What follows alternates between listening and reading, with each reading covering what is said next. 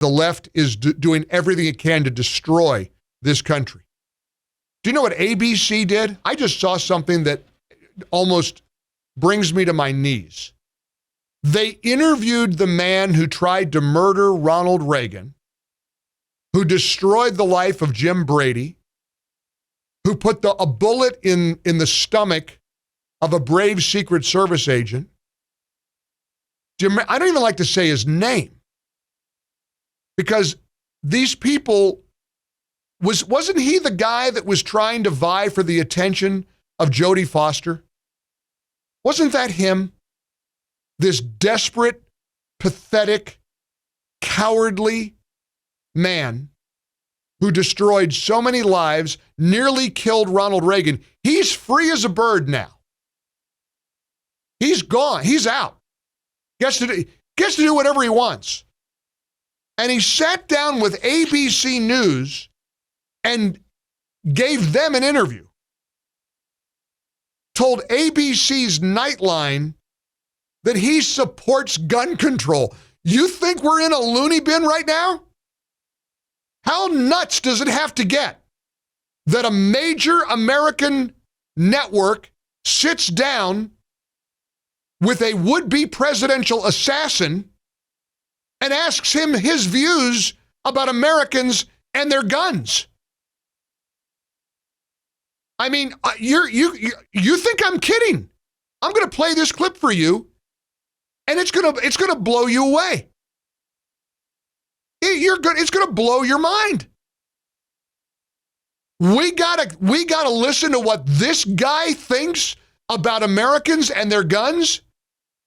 Oh, and P.S., a nice big bonus for the Second Amendment hating media.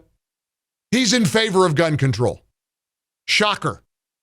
He thinks we have too many guns.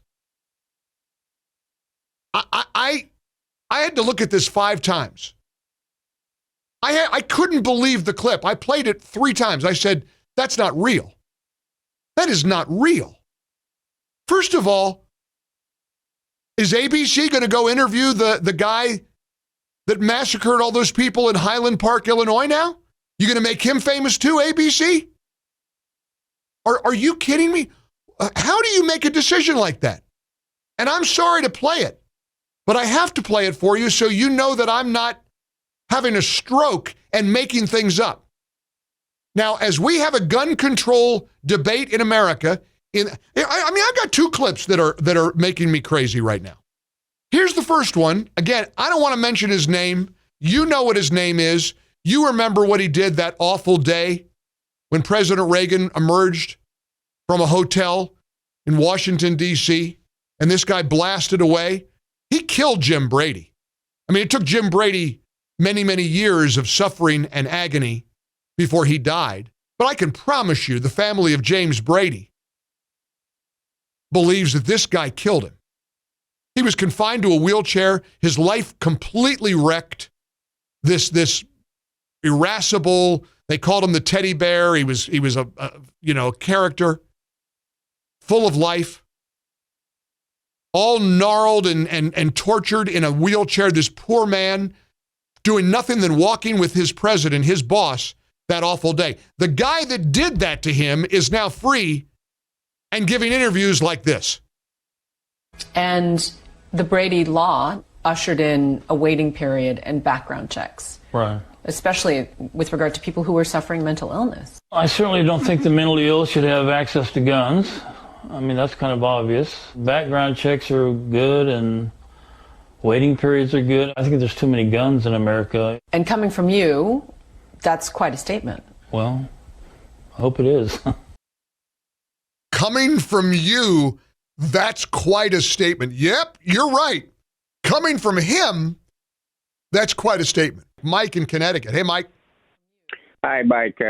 Yeah, that's a guy there. I'm not even going to mention the lizard's name there that shot Reagan.